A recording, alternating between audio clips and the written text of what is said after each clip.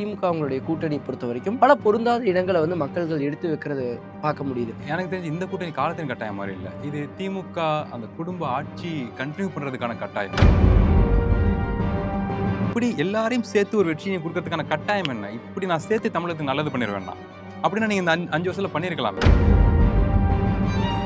திருமாவர்களுக்கு ஏன் வந்து இன்னும் ப்ராப்பரான ஒரு இடம் கொடுக்கல? இத்தனை பர்சன்ட் ஓட்டும் அவர் வச்சிருக்காருங்கும் போது எதனால ஒரு ஸ்பேஸ் கொடுக்கலன்னு ஒரு கேள்வி எழுப்பப்படுது. பங்கு தர மாட்டேன், நான் தான் தலைமையில இருப்பேன். அதிகார பங்குலாம் நீங்க கேட்கக்கூடாது. சப்போர்ட் வேணா பண்ணுங்க, வேணும்னா நான் சொல்லுவேன் ஆப்ஷன், அதுக்குள்ள போய் நில்லுங்க அப்படிங்கிறது அந்த மைண்ட் செட் இருக்குல்ல.